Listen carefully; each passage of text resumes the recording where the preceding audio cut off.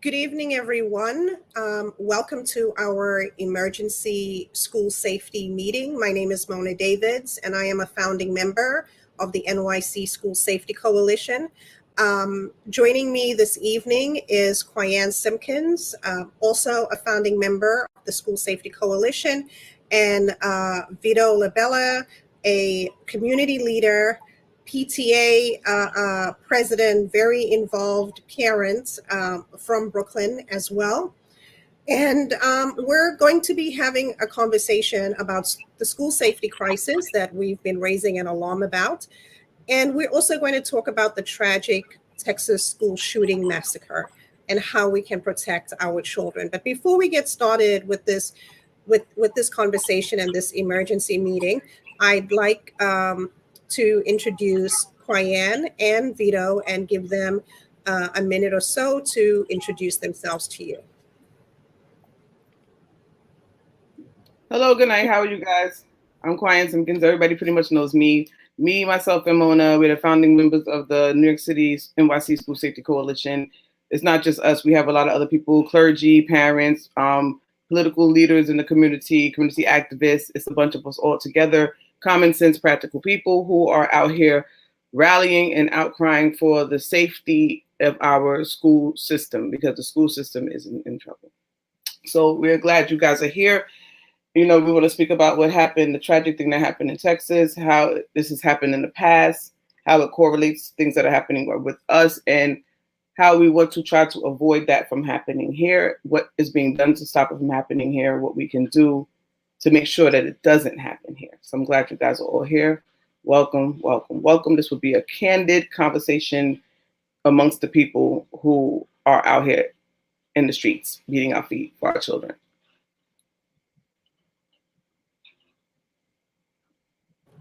Thank you, Quyanne. And Vito, please introduce yourself. Thank you, Mona. Thank you, Quyanne. I want to first of all apologize that the New York City School Safety Coalition wasn't on my radar 2 years ago or however long ago that it started, because this is right in my wheelhouse. They called me up and asked me, so I apologize for not shaving. I'm a retired police lieutenant. I would never, ever go to court like this, and I feel like I may be letting you down a little bit, but I'm here because it's very, very important. I was a police lieutenant for 32 years. I retired to work in my kids' school. I'm currently the PTO president of a middle school in Brooklyn. I'm on the executive board of Brooklyn Technical High School, PTPA. I'm also a CEC 20 member. And my latest gig is I'm running for Senate in the district in Brooklyn, District 17, as a Republican. And so I want to thank you. I have a lot to say about this school safety. I spoke to my middle school principal today, and if I had to pick one hat that I'm wearing, I would say it's a middle school PTO president from Krista McAuliffe in Brooklyn. And my principal, Justin Berman, gave me permission to share our conversation and share his concerns. And I think they'll be very relevant to this conversation. Thank you. Thank you. Thank you, Vito. So today, Mayor Adams held a press conference, and he held a press conference to address concerns that, of course, parents have, and so do students, with what happened yesterday in Texas with this massacre, with the school shooting. One of the things that the mayor brought up is that he needs parents to get more involved. And, when I heard that, I was surprised. I was surprised that, first of all, what the mayor was talking about at his press conference, because he was talking about, the number of guns or firearms seized in the schools. And then he was also talking about, the number of other weapons that are also seized in the schools. And the New York City School Safety Coalition, we've held press conferences in every borough. We've held rallies in every borough. When there's an incident, we are out there. We've been very vocal. We've been very active. We've been very much front and center. And all of these things that the mayor said and the deputy commissioner said about all of these weapons and these firearms, we've been saying it. But not only that, we have been publicly asking the mayor for a meeting. Mhm. Since he was candidate, Eric Adams, we've been asking for a meeting. Then when he became the Democratic nominee, we were asking for a meeting. We asked for a meeting. Quyan knows we held a huge press conference with our visuals and with the pictures of the weapons found so far, and with our ask that we wanted a meeting because we're concerned about school safety and the number of weapons found in the schools. We have not heard back. We have not had this meeting. We are out there every time something happens. As a matter of fact, our last press conference was April 11th, unfortunately, following the shooting of Angela Yumbo. And when we had held that press conference with all the media there, because they always come out to our press conference, we had visuals.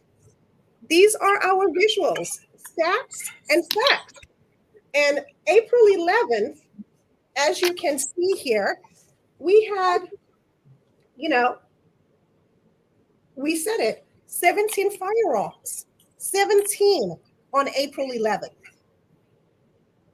So, we've raised all of these issues. We've said, tasers, a whopping 591%. We said weapon seizures in schools are up to 80% this year. We said the other category of weapons, has seen, a 326% hike compared to the 2019-2020 school year. We come with our facts, with our sources, the NYPD. We keep track of every firearm found in the school. When we have our press conferences with the media there, all of them televised, we come with pictures of some of the guns. We can't fit them all. But on April 11th, as you see, September 2021 to April 11, 2022, these are just pictures of 8 of 17 guns. So when I say today, as I said to a number of reporters, television reporters, that the mayor has his numbers wrong when he says 20 guns have been found in the schools, this is why. Because the School Safety Coalition keeps track of every firearm found in the schools. So if it was 17 April 11th, and there were 3 found last week, that already makes 20. We know we have firearms found every week. So, Mr. Mayor, we are at 24. We're not at 20. So this is the thing. We are all for parent involvement. 100%. We are parents. The mayor says today he wants us to be more involved, but he does not have time to meet with parents to talk about school safety, raising all of these concerns that today on May 25th, a month before school closes, he's finally talking about. But he has time to meet with drill rappers. He has time to meet with Black Lives Matters. He has time to meet with everybody else except for the parents that he's calling on today. So, yes, everything right now is on Texas. Everyone is focused on Texas, and we understand that. But with the School Safety Coalition, we want to point out that every single day, weapons are being brought into our schools. And with the 24 weapons, the guns already found by unarmed school safety agents, you can just imagine how many more are in the schools. So, I just want to put it out there that Mayor Adams, who I greatly respect, is talking about parents getting involved But here we are, the NYC School Safety Coalition, and we're still waiting on our meeting. But we are the ones out there that have raised the alarm and made the same points that he's made at every single press conference. So with that being said, I want to put it to Kwayan and then to Vito, because you are in the schools. There were two suggestions made today. One of the suggestions being that, they change the process to enter the schools. In other words, they want to put door buzzers that the school doors remained locked. So I'm going to take it to you, Kwayan, and then to you, Vito, because I'd like to get your thoughts on, what the mayor spoke about today. Is it feasible? And what do you think should be done to protect our children in school? What steps should our mayor take to protect our children, our teachers, our school leaders, our custodians, the entire school community? Kwayan? Well, once again, I'm back.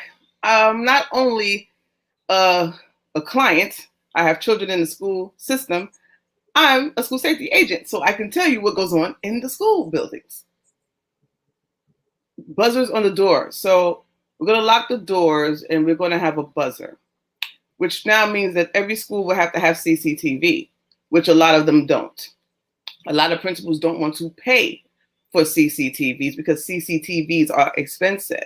So you would have to overhaul the whole system, and everyone would have to have CCTVs, and everyone would have to have locked doors and a buzzer. If you have a buzzer, you have to have an intercom system. So that's something else that has to be added. They claim that they don't have the money in the budget for this. But in a place like New York City, which is a very busy place, this is not rural America. This is the inner city. People are coming in and out of the building at a high volume. Parents, visitors, delivery people, the mail people, all types of people. So that means that you're constantly buzzing people in all day, every day. I mean, that's somewhat of a safety measure, but it's not really a deterrent.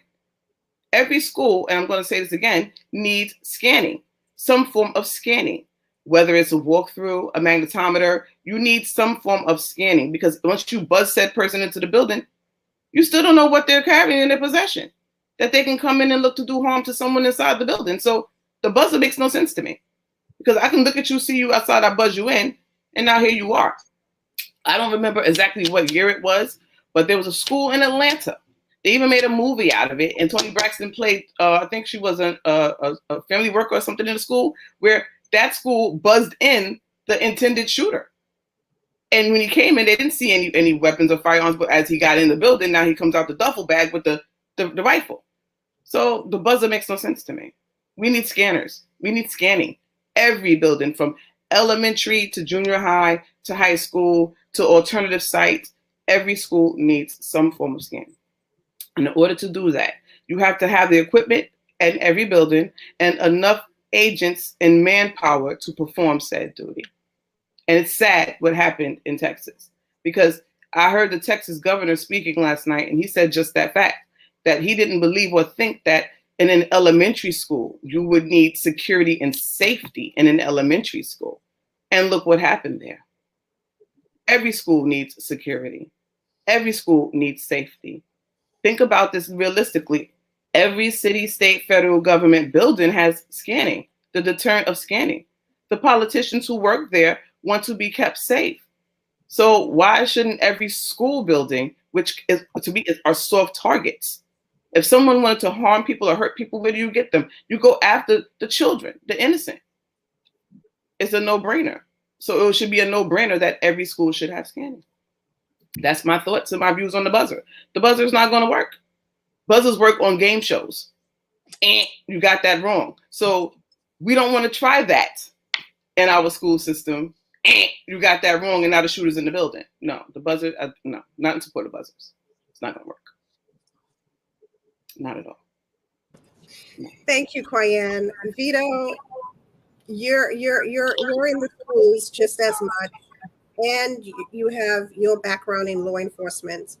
What's your take on this? What should be done? What should the next steps be? Well, first off, Priyan, thank you so much for doing what you do, because people don't know that you're out there letting people in and you don't got no vest and you don't got a gun. Nope. And your radio maybe is working, maybe it's not. Maybe it's going to school safety agents, the school safety division, not going to the PD. So you're out there pretty much naked, and that's a horrible position to be in. And so there really is no really easy answer here, because if you do scanners, you're still scanning. You're scanning and you're finding a weapon. What's that thing in your pocket, kid? Well, it's a gun. And then that kid is doing whatever he wants to do, and you're the first victim. So thank you, because you have more guts and more heart than a heck of a lot of people I know, that you're in the front lines doing this. I may listen. There's always this balance, right, between freedom and safety, and this is a balance that we try to make, and we try to figure out what the right place is, and we could turn our schools into a place where we buzz you in, you go through a metal detector, we have armed security. It looks like the airport. I don't think that we have the manpower, the money, the wherewithal. I don't think we could do that. Would buzzers as a first step help? I don't know. I want to share with you what my principal called me today. This is why I was like, when I heard from Mona, I thought, wow, this is fortuitous, right? This is coincidental. My principal called me today, and I'm the PTO president, Crystal McAuliffe Middle School in Brooklyn. And he said, Vito, this is crazy. We have to do something. I said, well, Justin, what do you want to do? Justin Berman, great principal. Justin, I said, what do you want to do? I said, we got to do something. We got to harden the outside. So he wanted to do just what Quian said, and he wants to do intercom, camera, buzzer, and he wants to have that secured so that when people are coming in, they have to at least look and see who that is. Now, this wouldn't be for dismissal or for the morning coming in, because then you have all the doors manned and the doors are open. Usually you have an assistant principal on all the doors and they let the kids in. I mean, Brooklyn Tech has 6,000 kids. I mean, you couldn't have just one entrance. So that would stay the same, and it would only be during the day, as this horrible case in Texas was, that this system would be in place. Because many people don't understand is that my middle school, sometimes we have one safety agent assigned to us. Because, Quian, you could tell us how many of you guys, we lost you because of this silly COVID nonsense. We lost how many school safety agents? We lost a ton. And so if that school safety agent calls out, we maybe have one of our lunch aides sitting there. We have a school staff person sitting there. So it is just one piece of a puzzle that I think could be impactful. But here's the thing. My PTO, we're very fortunate. We have a lot of, great parents. We have the resources to do this, but you know what? It shouldn't be some well-off PTO that funds this thing. This needs to be done in every single school that wants it, right? Because how it wouldn't be right for just some schools, just for the more well-off schools, to do this on their own. This has got to be done in every school across the board, and it's got to be done pretty quickly. So I would say, my principal wants it. He agrees with it. He brought that up to the head of the principals union, Canizaro, and Canizaro came out in a statement saying that we think we should do this. Most New York City private schools have this, and then I think outside of New York City, a lot of suburban schools have this as well. So I mean, look, and part of it honestly is you want to do something to make the parents feel better. So part of public safety is assuaging the parents' worry, as well as public safety. And of course, listen, someone could have a gun tucked in their shirt and come in, and they're going to be the sweetest man in the world. No one's going to say, hi, I'm here to shoot you. They're going to be smiling, and they're going to come in. And absolutely, this is a possibility. But it does give one more level of security that maybe you as a security agent with experience can look and say, well, that kid doesn't look right. And you say, well, what are you doing here, son? Where are you coming in? And then he talks to you back and forth. And maybe with your experience and your training, you sense that something's not right and say, I'm sorry, I can't let you in.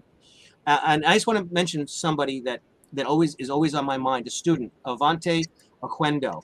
Yes. Avante Oquendo, yes. So we know Avante Oquendo was a terrible case, because he was a young man who He was autistic, and he went out an alarm door. And, you know, those doors, people were saying for years and years and years, we have our kids going out these unalarmed doors. We have these kids going, we have no way to keep them in. And it wasn't until poor Avante ran out an unalarmed door and no one knew, and he was chased into the river and died, that all of a sudden we had the wherewithal to put alarms on all these doors.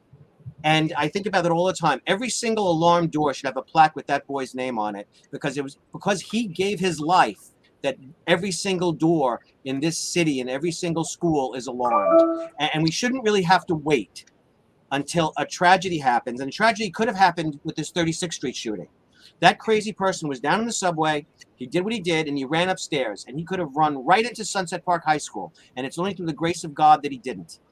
But we shouldn't have to wait. We should act with forethought and not with hindsight like we did with Avante. And, you know, guys, this has got to be a discussion. Certainly it's not a perfect idea, but maybe it's a first step. And thank you again, Leanne. Thank you. Thank you. And you need to thank Mona, because Mona was the person who advocated and pushed for those alarms to be on those doors. Mona's about the business. So listen. 8 years ago when this happened? Oh, yes. You just Google Mona Davids, Avante's Law. Believe me. Yeah. You think Wow. I I didn't know that. Mona, you are my hero. I'm the troublemaker parent. No, it was a fight. It was a fight. And, you know, Council Member Robert Cornegie sponsored the bill. The Department of Education didn't want to put the alarm doors. They kept on saying they don't have the money, even though, you know, they have tens of billions in the budget. And then, you know, Vito, the pushback came from the teachers union.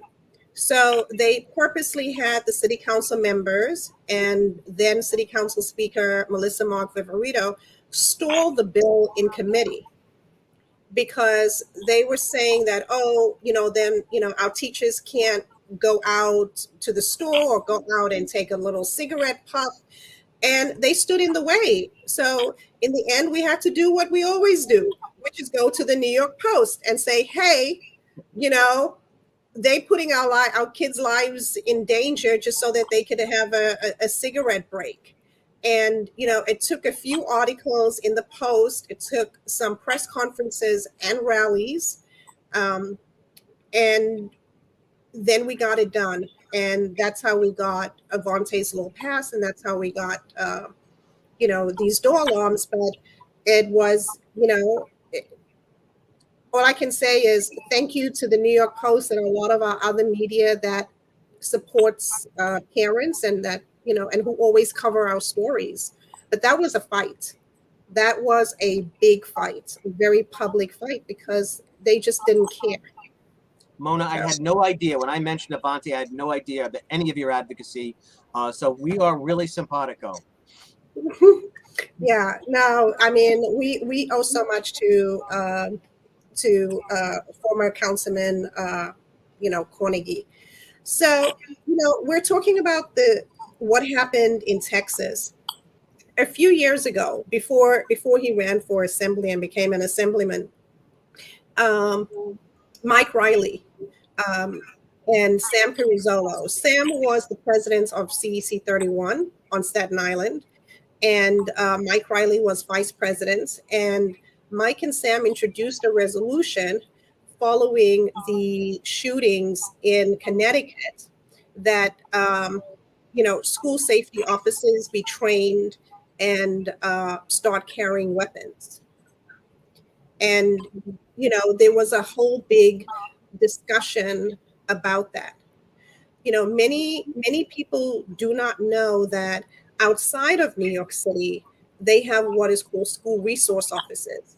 And most of the school resource officers are armed, because school resource officers actually are police officers. Whereas our school safety agents are unarmed, no bulletproof vest, and they're busy, you know, confiscating loaded guns. So, you know, this, you know, it's a very touchy issue on how we can protect our children and our school communities. But, this is why when, when Quyan would say, and I would say, and one of our viewers, Amy, one of our parents commented about this, when we were saying a year ago, what's happening in the streets is going to spill into the schools. This gets back to that whole conversation about these failed bail reforms, because it's all connected. So, I'm gonna put this hot potato on Vito's lap. Vito, we're, by the way, we're so happy. We need more parents like you running for office, and fixing the system. But with your law enforcement background and now your candidacy running, what else can we do? What are some steps that you think should be taken legislatively as well as law enforcement wise, to protect our children and our communities? So that was a very, look, how many safety agents do we have? Do you know, Pan, citywide? It's bad. It's a little over 3,000 on paper, because a lot of those agents are either out line of duty injury, or they're out, for whatever reason they're out. They're not actually at work. And when we merged in 1998 from then DOE to NYPD, we are now below the number that we had when we merged.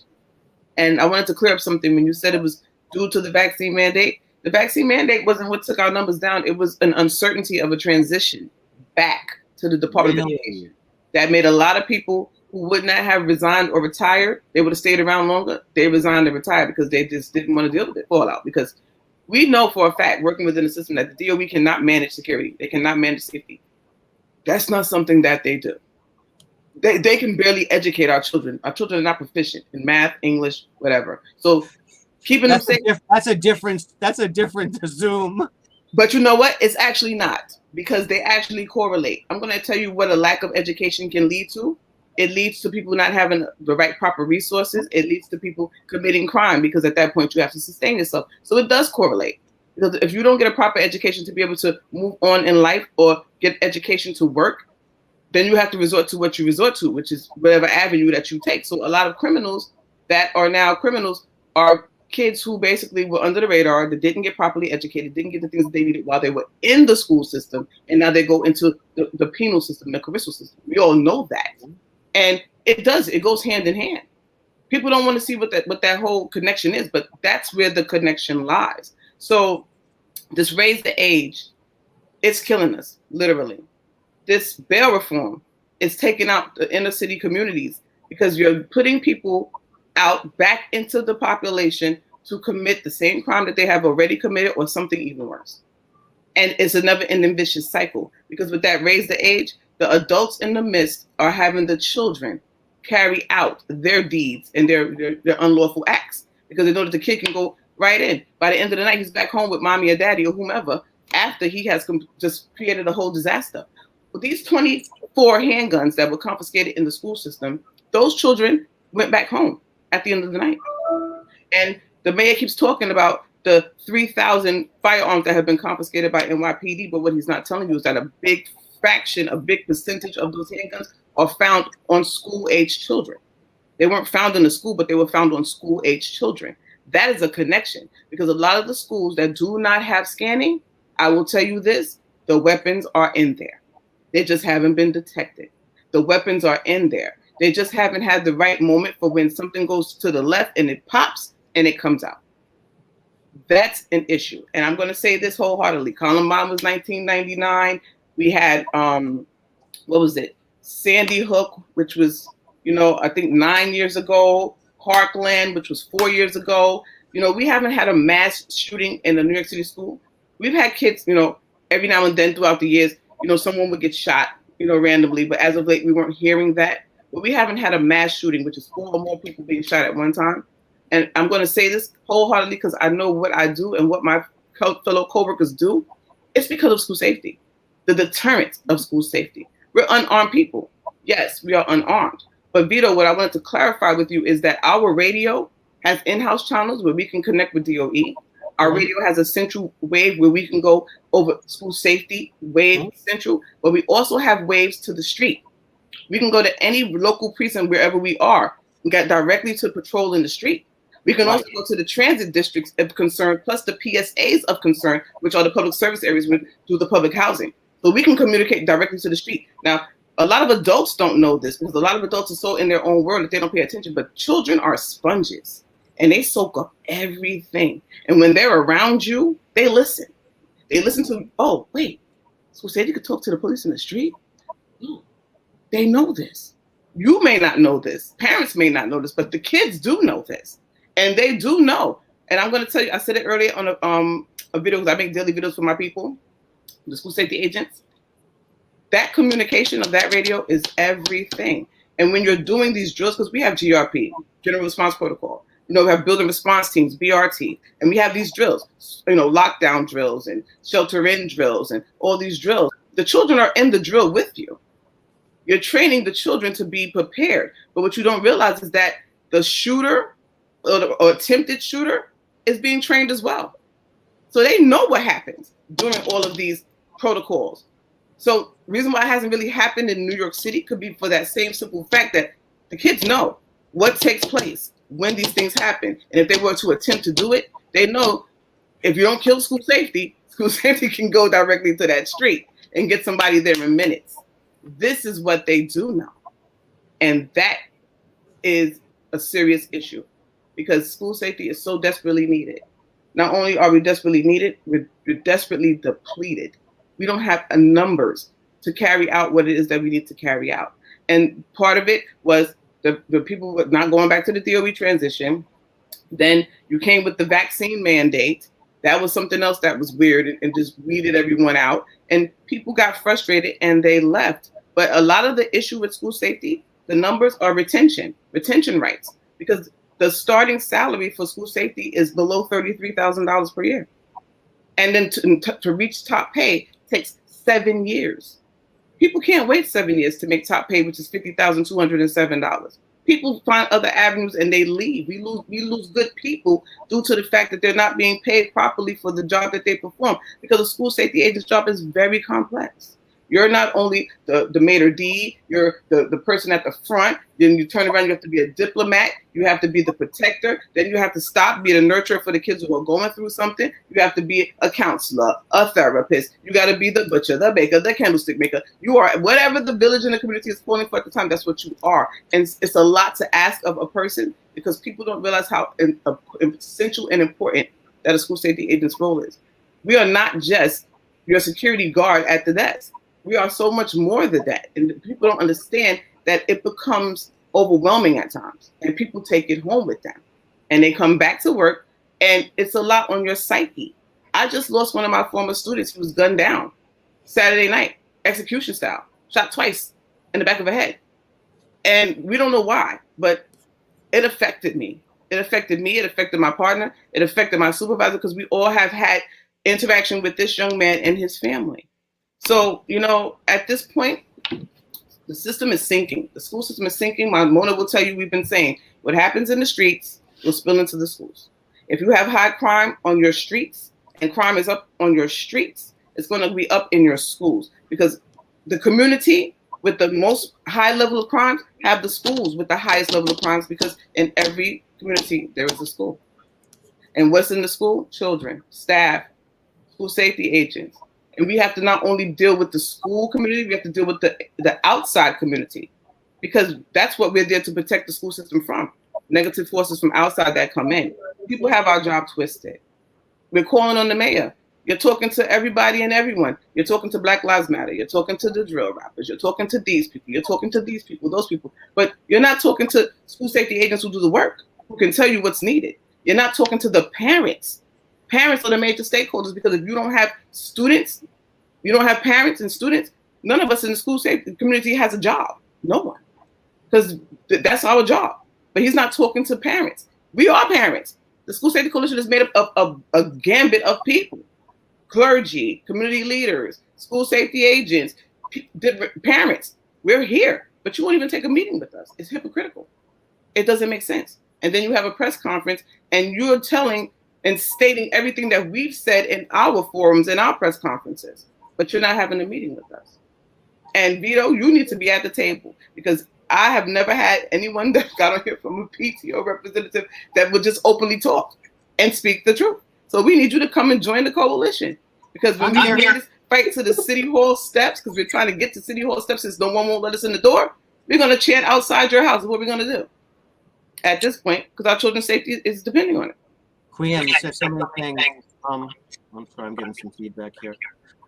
So first off, you mentioned that you had some emotional reaction to stuff that's going on. Do you guys have access to peer counseling? And yes, we do. Okay. That's very important. You know the resources that are available, because we do that. Listen, the first person you got to take care of is yourself, right? Exactly. So that's you looking out for your fellow officers, and everyone's watching those back. You have to constantly evaluate how everyone is feeling and looking. Don't be afraid to push a little bit, and make sure that if they need help, that they get the help that they need, right? So that's the number one thing that you have to do. We all have to do that as officers. We all have to keep an eye out for each other. The thing with the radio is very interesting, because so you have the radio and you have all the little frequencies, you have the dial on top, right? Okay. Mm-hmm. So here's my thing, and this came to the forefront of my mind when we talked about 36th Street. I was a transit cop. The transit cops has their own little division, as you know, right? Transit. So we're in the transit division, and what was happening is that we're downstairs in the subway, and we're on our frequency, and there could be something horrible going on right upstairs, and we don't hear it until maybe after 5 or 10 minutes, a dispatcher decides to put it over the transit radio. So what I was saying is that you really need to have a radio at the desk that you can monitor what's going on in the street outside your door in real time, so that you can hear there's a shooting 2 blocks down, and that you have that knowledge right there in real time.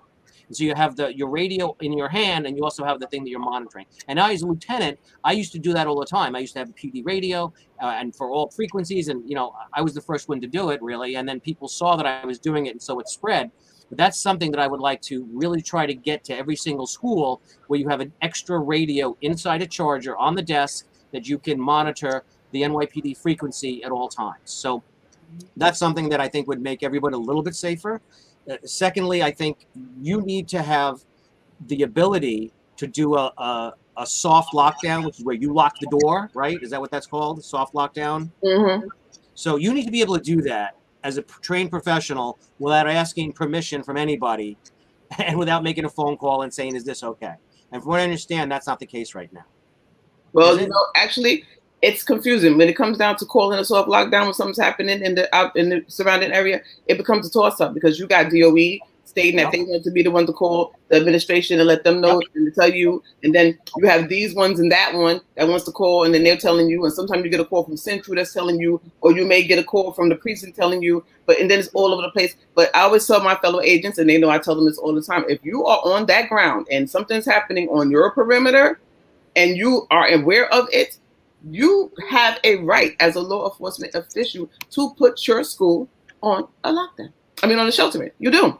You got it. And it's all about articulation. Articulation is key, because Mona will tell you, I've been on the phone with Mona plenty of days, and I work in Coney Island. I'm in a rough community where that building has been on a shelter in numerous times, sometimes more than one time in a day. And I'm talking, and next thing you know, oh, pop, pop, pop, or something's going on, and now we're going into the full-on mode. And we do have a right to do that, but a lot of people don't know that.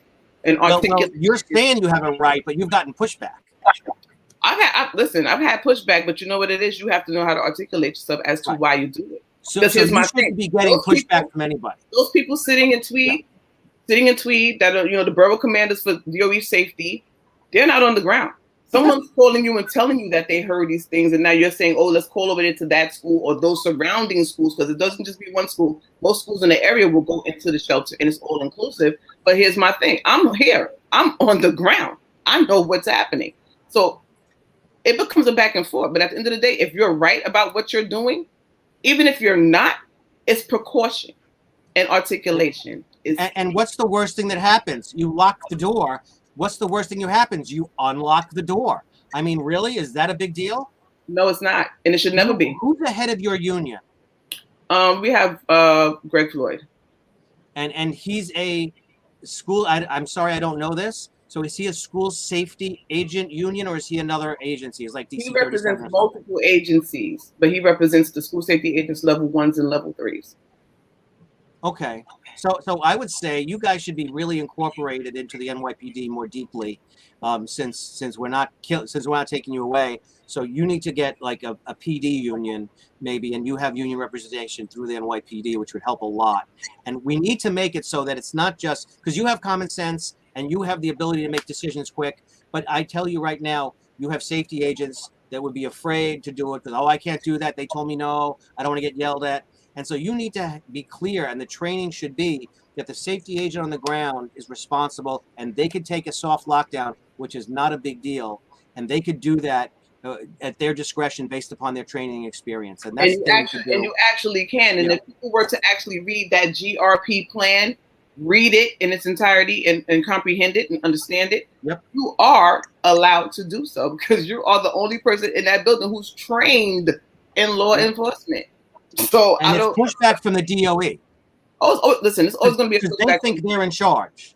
It's always you can't do a soft lockdown. You may harm the children. They may get scared. You lock the door. Don't tell them. I mean, you just keep everybody in. Oh, listen, we're not going out for a few minutes. Just go back to school. Not a big deal. Because the shelter in is basically business as usual. The building, the daily working do not stop.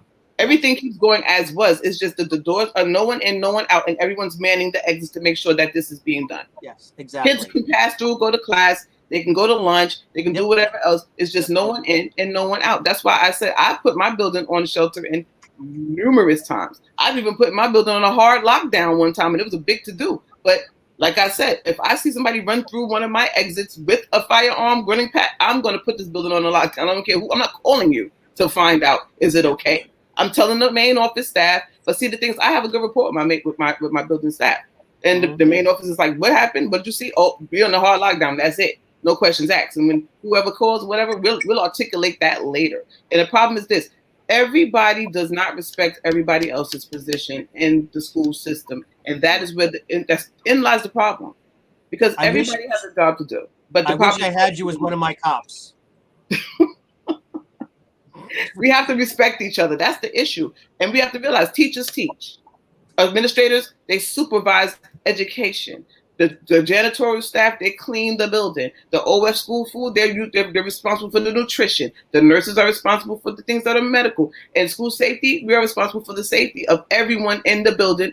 All those people, including ourselves, plus the visitors who come in, including them. We have a very big plate on that we have to take care of. And what people don't realize is that every little aspect that I just gave you of what everybody else does in that building, school safety does a little fragment of every single thing. Because until we get someone to the immediate scene, because we're the only people in that building that's 100% visible, 100% accessible. You may not be able to find a counselor, a therapist, but you can find a school safety agent, because where are we going to go? Our places are basically the hallway, the main desk, the outside perimeter. So we're very visible and very accessible. So I try to tell my fellow agents, listen, use your brain. What you see, what you know, use it, utilize it. Don't be afraid to speak up. Don't be afraid to voice your opinion, because at the end of the day, if you see something, it's your job to make sure that you spread that information and you get what needs to be done. Whatever happened, listen, talk about it later. And listen, I'd rather be safe than sorry. And that's what we all need to worry about. I don't worry about people's thought process of whoever, however, whatever. I've had arguments with people after the fact, and they sit there, it is what it is. Why did you do this, Agent Simpkins? Because I've seen something that looked unsafe. And I had to do what I had to do. Thank you. So, Mona, the other thing you asked, you touched upon it. Do we want to make our officers, you're not peace officers yet. No, we are. You are peace officers, unarmed peace officers. So the next step would be armed peace officers, would be like Triborough Bridge and Tunnel. They're armed. So the question is, what kind of... That would be like turning water into wine, Vito. I want to see that happen. So, yeah, that's the thing. We have a big part of the community wouldn't want that. Yeah, there would be considerable pushback because, it's very weird.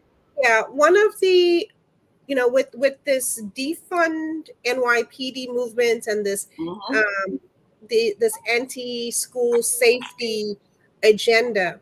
We've been now transformed to being called police officers because they want to get us out of the buildings because they don't want to, Yeah, because the false narrative. Yeah, that false narrative, that attack, that, oh, we don't want police in the schools, but it's completely false. It's a lie, because school safety agents are, civilians. They take, their regular civil exam to become school safety agents. They're unarmed. They do just about all of the training that the police cadets do, except for firearm training. They are civilians. They're just like the traffic agents, the school crossing guards. Yes, the uniform, that branding, that blue branding is a deterrent. But and the difference, Ramona, the difference between the traffic agent and the crossing guard versus school safety is what the issue with these people are the fact that we are peace officers, certified peace officers, and we can process arrests. That's where they get this notion that we're locking up and arresting children, but that's not what we're there for. The arresting factor comes in when it's the outside coming in negatively doing something, and then we have to take that police action, because most of the day we're following chancellor's rules and regulations. And like Vito said, everyone is basically at the discretion and the mercy of the school leader. We only take that action when it needs to be taken. And what happened was the defund people pushed us into that category because they've been trying to get rid of school safety for years. And they saw their window of opportunity. Yep, exactly. Yeah. So now let me ask you, so how often do you take action with children in the school, like a fight inside the school? Oh, well, if there's a fight inside the school, we have to take action. We have to break that fight apart. We cannot let the children kill each other. That's your job. But see, now that's the problem. Should that be your job? Why don't we define your job as your job is to protect the school from outside threats? And that way, if you're armed, well, you're not breaking up that fight. Who's going to break up the fight, though? That's the question, right? Vito, first of all, the UFT, they're not even allowed to break up or intervene in a fight. That's their contract prohibits it. The only person that can actually intervene in a said situation is actually the teacher. That's the only person in the UFT that can actually do that. I've had staff members jump in to break up a fight because that's what they will do. But apparently they're not covered if something were to happen to them, if they get injured while doing so. And you have to understand, Vito, some of these schools are rough, and the fight goes on, and when the fight is going on, it becomes high level. It's like a brawl. We've had fights where there's gang fights in schools, where you got two sets of kids that are going at each other for the death of them. And God forbid, if it's a school that doesn't have scanning, weapons do come out. Knives come out. They come out. I mean, we just haven't had a firearm come out, but God forbid, that may be the next step, because the streets are so far gone. We don't have vests, we don't have protection, but we do have tactical training in order to know how to separate and break up a fight, which the staff does not. So that is why it's also part of our job description. The people who want the police outside of the schools, who do they expect to break up these fights? The violence interrupters? Who do you mean? The same people who can't contain the violence on the streets and they're nowhere to be found before the violence? They come the same way reactive like everyone else after the violence? This is a nightmare. That's what brings us back to one of the reasons why we're having this emergency meeting, because with what happened in Texas, and then today, all of a sudden, our mayor is talking about school safety and all these weapons confiscated, and how parents need to get more involved. Hello, we've been here, The mayor proposed, he set aside $9 million for violence interrupters to come and deal with the school safety crisis. Now, my issue with this is, and I'm going to keep it real, and this is something where I'm going to say, I can say it because I'm Black, I'm a mother, I'm raising a 14-year-old young Black man, okay? We are in this situation for a number of reasons. The violence interrupters, who are supposed to be in the streets, who are extremely, extremely well funded by the mayor's office, starting with Bill de Blasio. They are the ones who are supposed to be responsible for engaging the youth, stopping them from joining gangs, stopping them from having Wild West shootouts. They're the ones who are paid millions to stop the violence, to stop the shootings, to stop the teen gang recruitment, to do all of this. And where are we now? Things are out of control. Not only did they fail miserably to contain it in the streets, it's now spilled over into the schools. So I don't understand. And it's not just New York City, because there have been studies done, and we've raised this issue as the School Safety Coalition when the mayor first talked about this back in January. We raised the issue and we pointed to research that shows that in Baltimore and in Chicago, the violence interrupter programs have failed miserably. The violence has increased amongst the youth. So I fail to understand why Mayor Adams now wants to take a proven, failed initiative and say, okay, we're going to have them now come and engage the youth at the school. It just doesn't make any sense to me. And you want me to tell you why? Yeah, you can tell. I know you're going to tell us why in a second. The other thing also is that, look, people who do the time and they come out and they turn their lives around, kudos to you. I'm happy for you. But that doesn't mean I want you in the school talking to my son, talking to other students without me knowing who you are, what your background is. Because when I was in the schools, PTA, SLT, Title I chair, I've been there, done it, I did it all. And then I realized, no, you're just better off working from the outside. The point is this: you have to get a background check. And if you have a criminal background, you're not supposed to be in the schools and be around children. So again, I fail to understand how these so-called violence interrupters who have failed miserably at, dealing with the violence in the street, how they're now going to be coming into our schools to talk to 14-year-olds like my son about, not getting involved with gangs and, staying away from guns. This just doesn't make any sense. It's kind of like, for whatever reason, you're just throwing money away. You're not protecting our children. There are certain things that we know will help to protect our children. Number one, hire more school safety agents. They're hiring them, but they're not getting a lot of candidates. Why is that?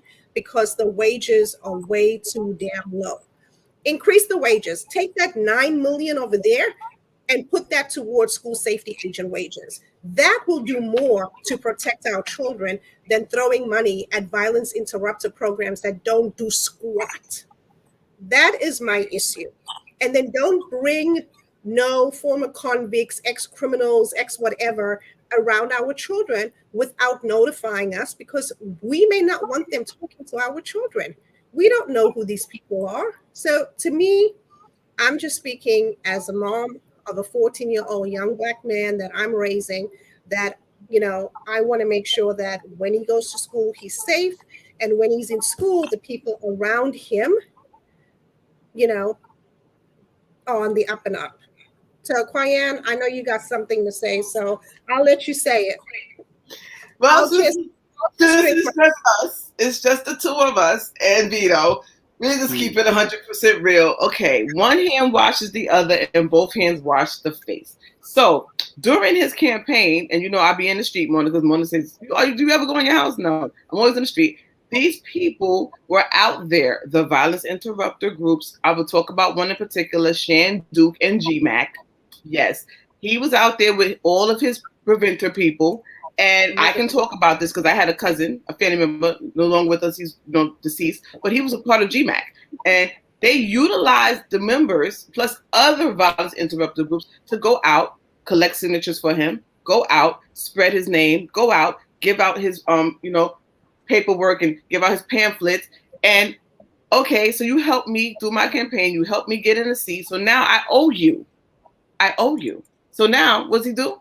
Turn around and give them $9 million to bring them more money to be incorporated into schools, which makes absolutely no sense because they're ineffective in the street. Ineffective. The crime in the street is through the roof.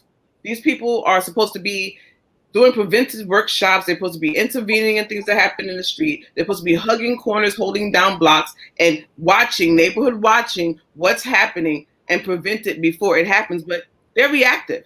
They say that the police are reactive. Oh, they come when the crime happens, but they're also reactive. They are really reactive. And where's the data? The data that proves that these people are effective. When you ask for the data, they give you none. They're ineffective. They don't have any data that proves that they're effective at what they do. And now you want to throw them to the school system. Negative. We're not going for that. And we're not saying that school safety is the end all be all in the school system to keep the school safe, because it takes everybody in that building to keep that school safe. Everybody in that staff has a duty to the doors. When you have people in the staff that don't think they do, they believe that when the alarm is going off on the door, that's school safety issue. School safety got to go check the doors. But that's not what it is. We have a key, but there's other people in the building who also have a key. And anybody in the classroom, we're not asking teachers to leave the classroom, giving instruction and go check the door, but they should stick their head out and look toward that exit to see what it is that they see and call that main office and let them know there's a door alarm going off. But people don't feel they have an obligation to the door. I've seen people walk right by a door alarm that's going off and act as if it's not even happening, not knowing did a child go out, not knowing did someone enter in unlawfully. So it's a lot of people in that school system that the school leaders are not making them accountable to certain things that they have to do. I've seen people after dismissal knowing that our numbers are dismal and there's one agent in the building, one agent can't man every exit. And I've seen staff walk away from an exit door that they just left ajar after everyone was dismissed and no one closed the exit. And you're like, why is this exit door still open? Oh, well, school safety has to check the doors and close it. Are you serious? By the time we get to check every exit, because my school has 7 exits. So by the time you check every exit and you've got to this open door, you don't know who's in your building. You have no idea who's in your building.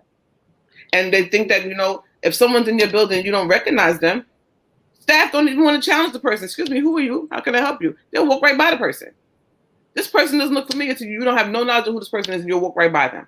It's like people are in their own worlds and they'll realize that safety is everyone's concern. And I wanted to talk about the PTAs and PTOs. I've seen school staff members, not in every school, because in my school we embraced them, but I've been in plenty of schools and I've subbed and sat in and seen where they treat the PTA as if the PTA is nothing. Like they have no value. And it's crazy to me because that's the Parent-Teachers Association. Parents and teachers are supposed to work together with that. And the parent coordinator is supposed to be the person who's intricate in helping, but a lot of times they don't want to get involved, which is crazy to me because they're supposed to be having workshops and different things for parents, and they're supposed to incorporate the PTA. But I've seen people look down on PTA, and it's odd to me. And then I've seen some administrators want to regulate when the PTA can come in the building, how much involvement they can have. And I'm like, wait a minute, what is going on here? One more time, no one knows I love to talk about the village because this school to me is always going to be a village. There's workers in the village and everybody has a place and a job. But the problem is everyone's not doing their job and everyone's not doing what they are supposed to do. I'm not saying school safety agents are perfect because they're not. And there's no one that's perfect. But at the end of the day, if everybody respected everybody else's position and were to incorporate what everyone is supposed to do, and not only do you do what you do and bring forth, but you have the open mind, presence of mind to listen to everybody, and everybody has a valid input, the school system would be way more effective than what it is. But the problem is people get so caught up in their titles and the bravado of me, and I have this amount of power. They become power lust and power struck that they don't realize that it takes everybody in that building to complete total safety. Whether it's emotional safety, whether it's social safety, whether it's physical safety, all those safeties, it takes everybody in that building to complete holistic safety. And the problem is people don't get it. Everybody's wrapped up into who they are as individuals, not realizing that it takes everyone collectively to complete that. And where does it start with? It starts with respect. Everyone has to have respect for each other, and that respect is lacking in the school system. Because I've heard teachers talk about paras as if paras are inferior to them, not realizing that the para is your backbone. They're a teaching assistant. They talk about school aides like school aides are insignificant when school aides are the hero of the school system because they do everything that's in the building that no one else wants to do. And it's sad because school safety agents, school aides, and usually the PTA people all get along with each other because sad to say, we all have the idea and presence of mind that we need each other. It's the rest of the people in the school staff that are not being made accountable by the school leader to realize that it takes everybody in that building for any type of safety to be complete. Quean, how many times did your principal say thank you? A lot. I have a very good rapport with my principal. Good. We bump heads every now and then, but for the most part, I respect what he does. He respects what I do, and we can find a common ground somewhere in the middle. Good. So Vito, you said those two triggering words, violence interrupters, and now you see what you got? The violence. Well, yeah, we have violence broke out talking about the violence interrupters. Those people. I mean, it's tough because how are we going to solve? Listen, I mean, what could we do legislatively when we have a good portion of the parents? I don't know how good a portion, but you have a very vocal part of the community that wants no police in the schools. So if we were to say we want to increase their authority by giving them firearms, that would not go over well. We had the 3 bomb threats in Fort Hamilton High School last week, and they put in metal detectors. And there's some people are going on and on that, oh my God, now there's metal detectors. What do you want? I mean, I don't understand these people who get so upset about metal detectors, and then they say my child was traumatized because he had to walk through a metal detector.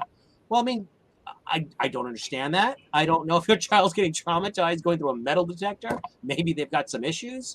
Because that's my thing. I'm pretty sure people go on vacation. We go. So your child is not traumatized when he's going through that metal detector to go to Disney to go see Mickey and Minnie, but he's traumatized when he's going into his school building. And now when little Jimmy, Timmy, Emily, and Susie all get in trouble at school, and they have to now go to the district office hearing office, they got to go through metal detection because the people at the district hearing office want to be kept safe. They want to be safe. And you and Jimmy and Timmy and Billy and Susie and Bobby all have to go through metal detection over there. So it makes no sense to me. Oh, my kid is being late to class now because of the metal detection. Well, I'd rather my child be a little bit late to class than for someone to be standing in a room saying, we are now here celebrating the life of the late departed whomever. I want my kids safe. It's a no-brainer. I don't care if they got to go through a metal detector. I don't care if they have to be hand-wanded. I don't care. The only thing I'm against is full body scanning. I'm against that. But anything else that can keep them safe, listen, I'm all for it. And it's sad to say, I'm in an elementary and a junior high conjunction school, and every other day there's weapons being confiscated. Tasers, razors, knives, steak knives, utility knives, and this is coming from middle school and elementary school children. So the weapons are there. Do I believe in penalizing children? No. We take these things, we confiscate them, they get vouchered as found property. It goes under the building. It doesn't go under the kid. We let the administration handle it administratively. Let them do what they do on their end, however, whatever. And I don't see the wrong in that. Don't we need follow up though? I mean, we really, if you're finding a gun on this kid and you just sweep it under the rug, not that you have to lock him up, but back to my thing. Who's keeping up with these kids once they go through the system, and by the end of the night they're home in their bed after they have said firearm? And it's weird to me because what's happening is you look at the pattern, it's the same people that are getting in and out and doing the same thing or something even more egregious. And it's just Bell Reform. I despise Bell Reform. I do. Do not get me wrong. Mona says it, and I hate to say it all the time too. I'm an African American woman of color. I'm married to a man of color. Brothers of color. I have sons. Listen, this is my thing. What happened to Khalif Browder was an atrocity.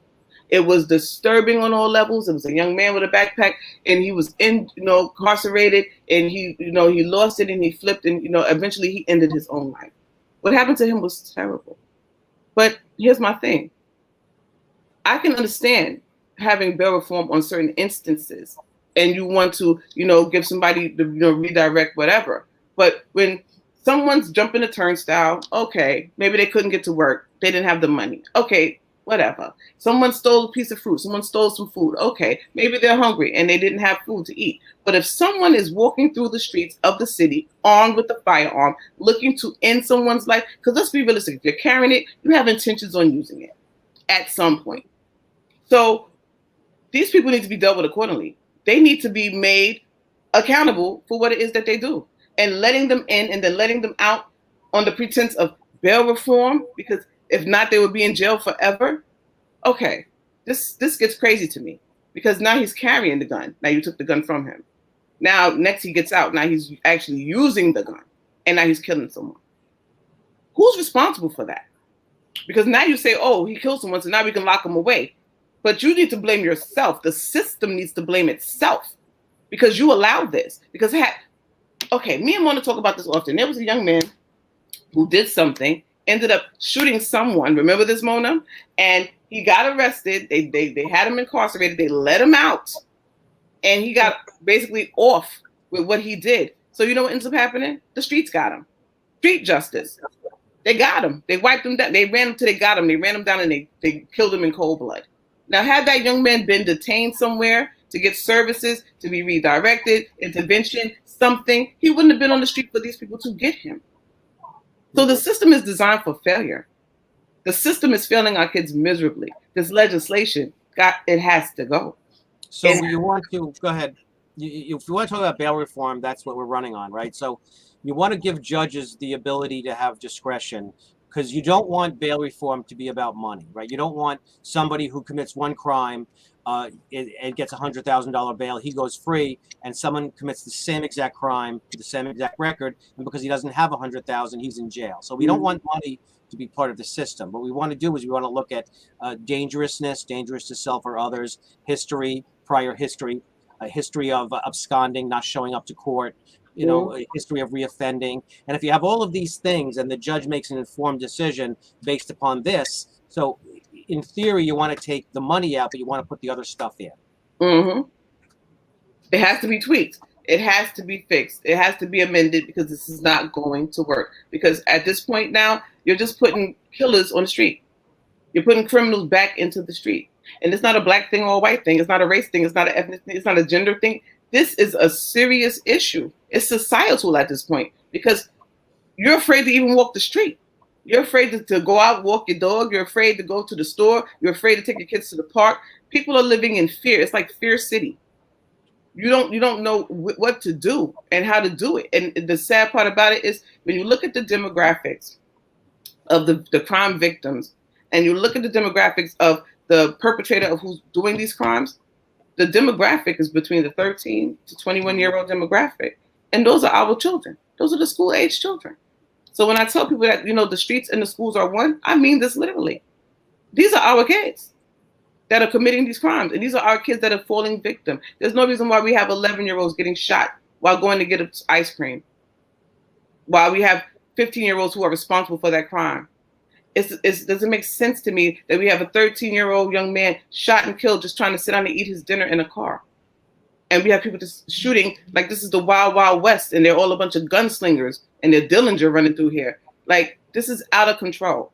And it's so glorified now to where it's this blatant in the open, broad daylight. Like, and they don't care. The city is in fear. The city is under siege. The whole city. It's not just the school system. It's the whole entire city. And until they fix what's happening in the streets, the schools are going to be this way. And my fear is we're going to have a Sandy Hook, a Parkland, or in Columbine here. Because with the violence that's going on, coming into the building, it's just going to take that one kid that's like, I don't care, and they're going to go off the rails. And when they do, what are we going to do? What are we going to do? Yeah. And then we'll do all of this stuff you're talking about. And then now, then it'll happen. Then they'll be, Vito, I love you because you finished my statements. Then they'll be reactive instead of being preventative and proactive. Oh my God, well, we need to put metal detectors in every school. We got to do this and do that and do this and do that. But when we're asking you to do this beforehand, and they have the money, because if they can send $40 billion over there to the Ukraine, the federal government can give aid to inner city, state, local governments to get these things done. Our children's safety is insignificant to them. I say this all the time. A child can't learn in an unsafe environment, and you cannot educate a dead child. And if the children are the future to take our place, then we got a serious problem because the children are dying at an alarming rate. We will fail to be sustained. We're going to get wiped out. There's so much stuff to unpack, guys. I mean, it's really, you talk about they don't have the money. Well, I mean, they just an article in one of the schools here that they bought a piece of property. They paid $25 million for it, and it was flipped by someone for 12. I mean, this is all these backroom deals that they have going on. If they were to buy metal detectors, I'm sure they would spend 5 times the price because nobody cares. Nobody has a sense of fiduciary responsibility. And if I'm your state senator, I would look into that and get rules and regulations in place and some kind of checks and balances. But there's just so much craziness because it's so corrupt, really, from the top all the way down. And that's what I'm finding out. And misallocation of funds. Yep. And somebody needs to do a complete overhaul and audit on the DOE and where they're spending their money. Because look at what they get per child, $27,000 to $50,000 per child. If, like I said, 27 regular student, up into 50,000 IEP education student, and 10,000 of it goes straight to the principal's budget. So my question is this: if I was to send my child to private school, I'm paying $15,000 and they get a way better education. And I'm saying, you're about to really get people upset, Quyan. Yeah, we're segueing into a whole. You know what? I want them to get upset because when people get angry, when they get angry is when they start to do something. Vito is probably wondering, what did he get himself into tonight? This is my thing. But the parent party, that's the other thing we're doing. When people get angry is when they react and when they do something. No. You got to rile people up. You can't let them be comfortable. People have to be made uncomfortable sometime in order for something to get done. Because if you're comfortable in your circumstances, you won't do anything. Can I ask you guys a question? Do you have a time frame here, or are we just? Oh yeah, no, we're gonna wrap up now for 9:30. So, from just very quickly, what are 3 things that you would, if you would tell Mayor Adams that, like, 3 immediate steps to take to protect our children? And we'll start with you, Vito. So with all due respect for everybody here, I think let's talk about these buzzer systems, get them not just in the richest schools, but in every single school. I would say start, if the DOE is paying for it, get a system in place that you want to get, certify the system that you want, and start in the most, the schools that are in the most ed need areas, right? And then expand from there, allowing PTOs, if schools don't want to wait, allow them to pay for it first, and maybe they get reimbursed by the DOE, maybe not, but make sure that we start in the most violent prone schools where there's the most need and work our way out. I think that's the first discussion we have to have. If what the policy is, we have to empower school agents like she's like phenomenal. Like you want 1,000 of her, more school agents, and probably let's upgrade their title. Let's talk about making them the next level up, and trying to get more to come into our into employment here. Maybe retired cops could make a little extra. Who knows? I mean, I don't know. If a retired cop might want to do it, he's armed, she's armed. Maybe there could be a special circumstance where you get a waiver so that you're allowed to work in a school as a retired officer. Maybe that's something that officers would want to do.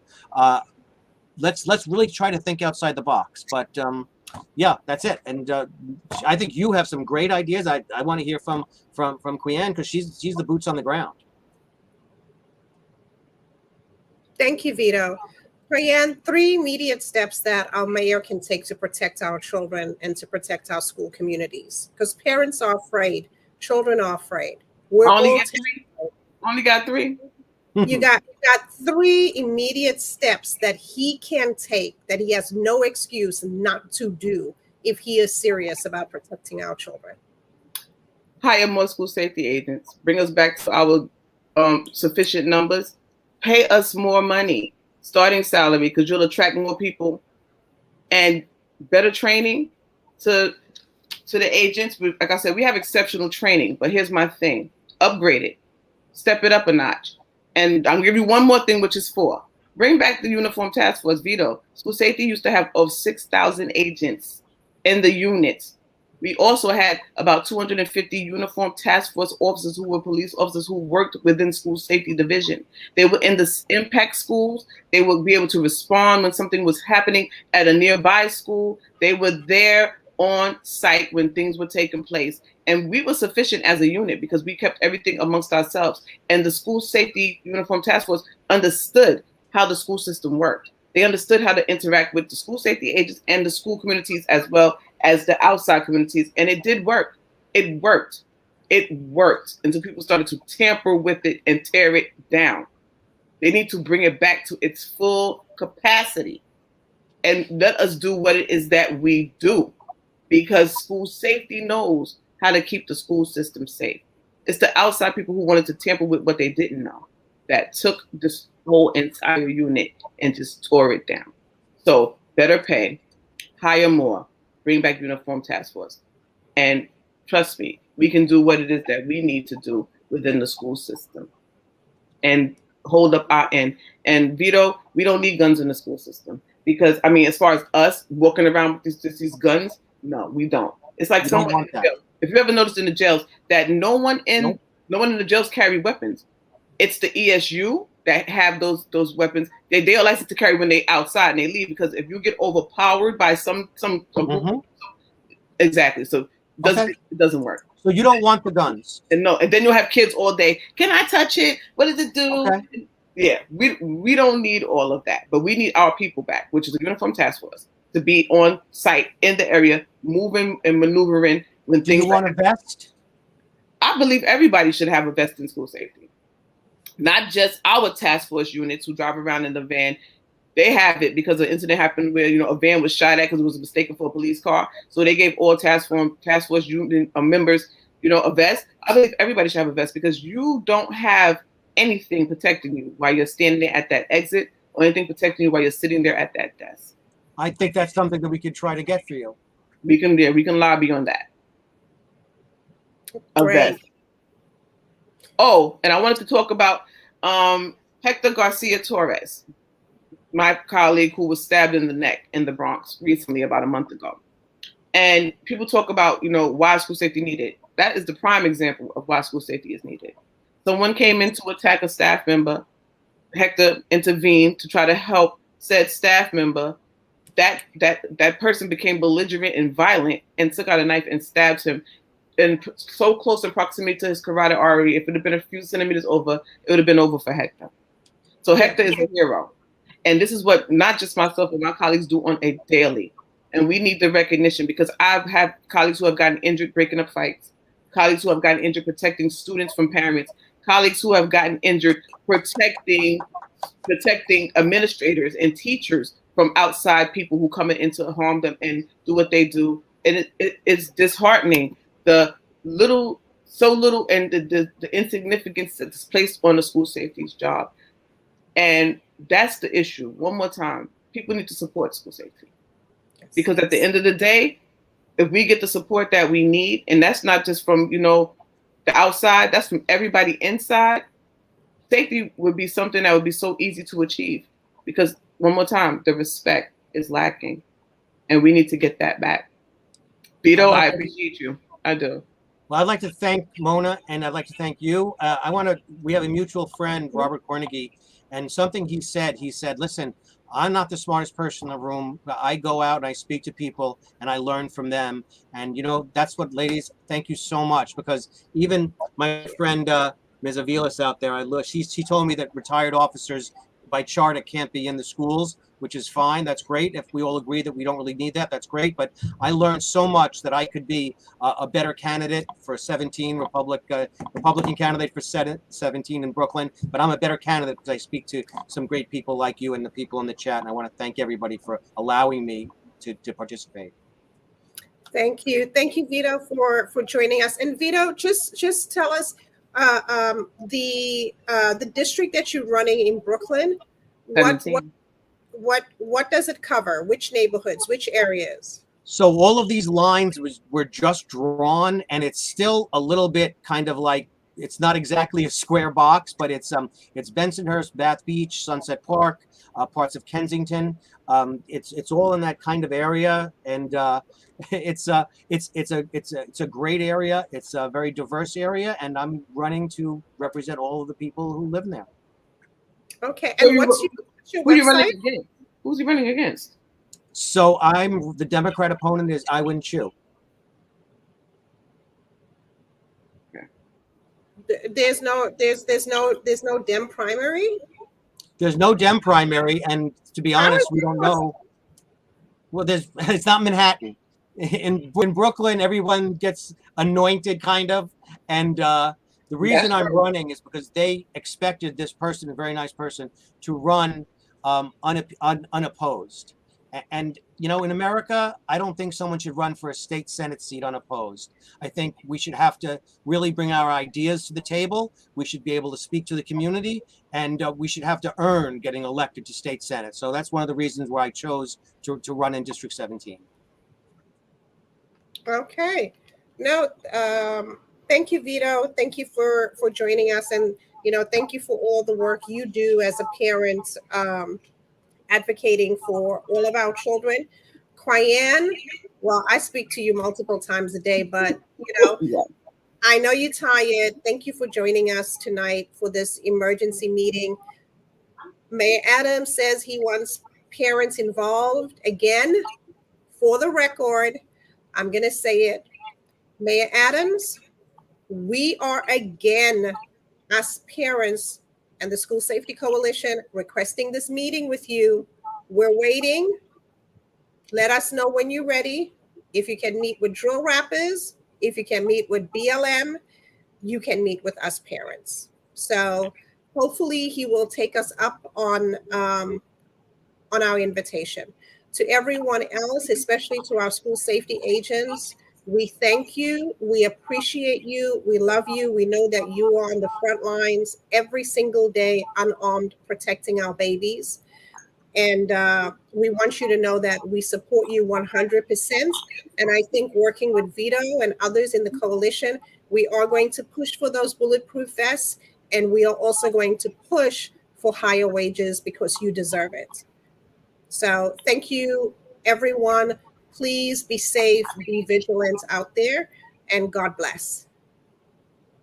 Good night, everyone. Good night. Good night.